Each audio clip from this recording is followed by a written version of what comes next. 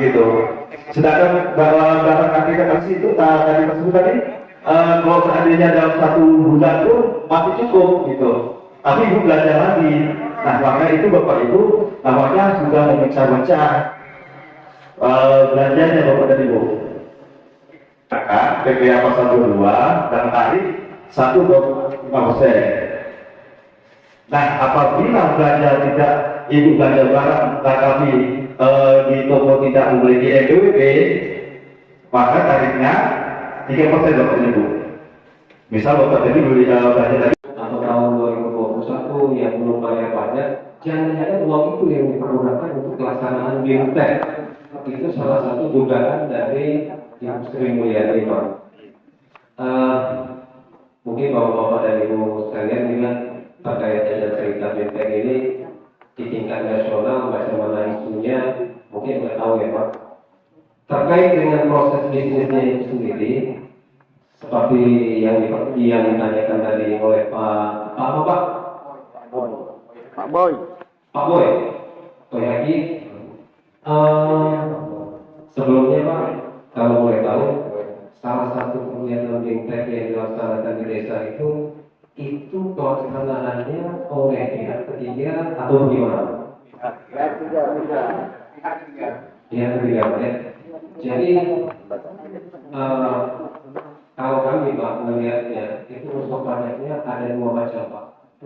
Sorry maksud saya bukan 2 macam, tapi ada 2 kemungkinan pemahamannya yang bisa kita pakai. Yang pertama apabila bapak dan ibu menggunakan pihak ketiga. Jadi bapak dan ibu ini merupakan bendahara pemerintah Pak.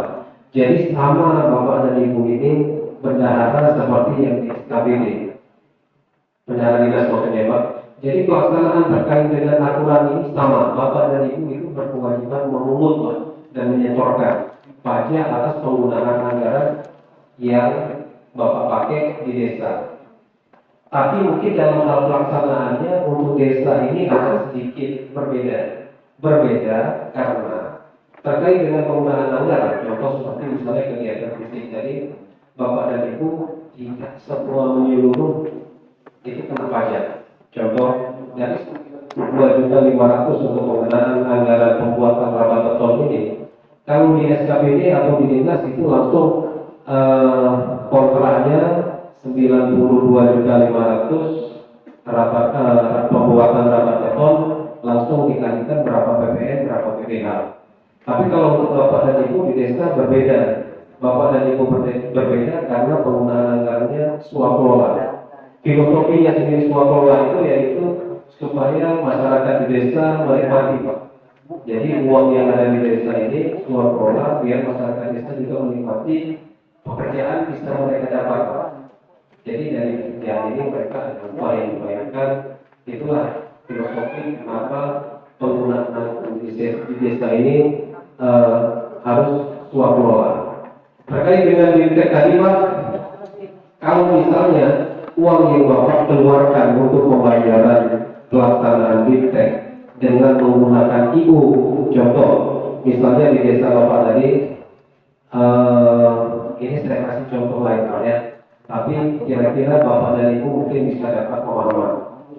Desa Samuti, seperti ibu tadi, desa Samuti membuat pelaksanaan kegiatan di Kakengwon untuk perangkat desa.